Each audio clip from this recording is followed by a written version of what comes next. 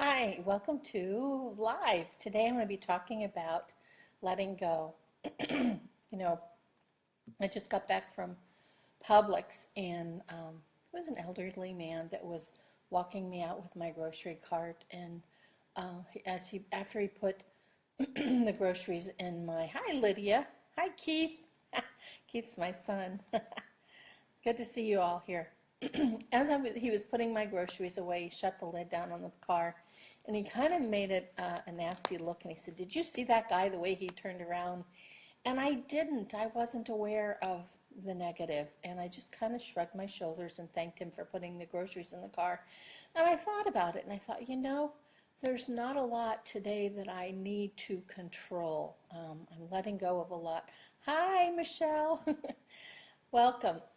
There's not a lot of things I need to control. When you lose a loved one quickly and instantly, when I lost my daughter, it shook me up. It still does. But one of the gifts is to know that really there's not a whole lot worse that could happen.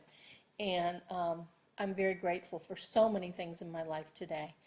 And hi, Diane. Nice to see you. And hi, Emily. So letting go, quite a long time ago, I learned a really valuable lesson in letting go and letting God. And I'm not here to convince anybody about religious beliefs, but I call my higher power what I choose to call God. Thank you. And one of the lessons I learned about letting go and letting God had to do with creativity. We're all creative human beings, whether we believe we are or not. We may be creative in math or science. We may come up with wonderful solutions. We may be a creative communicator. It may not just be about art or music. But I remember when I was publishing my first book, and I didn't know what I was going to do about the cover. And I was teaching. Thank you. Thank you, Michelle. I was teaching Sunday school and at my local Unity church, and actually before that I was taking a class on, and it was about letting go, letting God. And she had us, the instructor had us draw mandalas, which are these beautiful sacred circles. And I love to, I may not be really good at it, but I love to color, draw, and paint. And so I was happily picking out these wonderful colors. Hi, Kelly. And painting my mandala. And then when we were done, she looked at us and she said, "Now I want you to tear it up." And everybody was horrified, except for me, because as I tore the pieces up and they fell on the table, they fell in a way that was much more beautiful than what I could do on my own.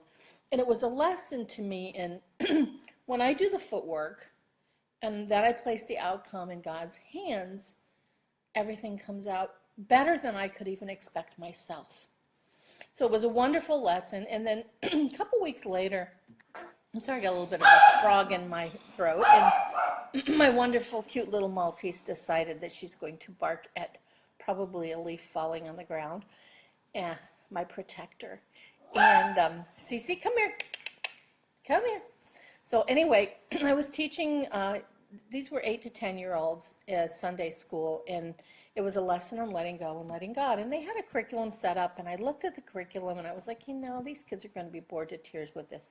So I thought, I'm going to use the letting go and letting God lesson that I learned. And so I had them draw these beautiful mandalas, and just before I told them to tear them up, and we're going to put them, we're going to glue them back on the paper in the way that they fell on the table. And one little guy looks at me, he says, "I got a better idea. Let's make one big mandala with all of our pictures and glue them on." I said, "Sure." And he says, "It'll be a message to the aliens." And I kind of winked and said, "Okay." So anyway, we glued it on and went happily about my day. Unbeknownst to me, one of the other teachers had taken a picture of it and emailed it to me. And I did a little tweaking on my computer with it, and it became the cover to my first book, 30 Days of Family Peace and Harmony, Parenting, Affirmations, and Actions. So you never know where where the creativity comes from. When you do the footwork, you put one foot in front of the other and you let go of the outcome. Becoming detached from the outcome, knowing deep within that the God of my understandings only wants the best for me. And that's where my faith comes in. And that knowingness. And if you have any, hi Rachel, if you have any doubts about your faith or your belief, or you have any what I call limiting beliefs, these are statements that were programmed when we were younger, the not good enoughs, or I can't do that, or this isn't for me.